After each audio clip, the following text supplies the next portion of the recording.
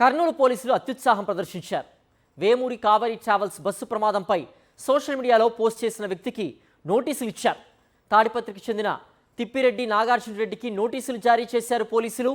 బైకర్కు అర్ధరాత్రి సమయంలో కల్తీ మద్యం ఎక్కడ దొరికిందో చూడాలంటూ నాగార్జున రెడ్డి పోస్ట్ చేశారు. సోషల్ మీడియా పోస్టింగ్లపై వివరణ ఇవ్వాలని కర్నూలు డీఎస్పీ నోటీసులు ఇచ్చారు.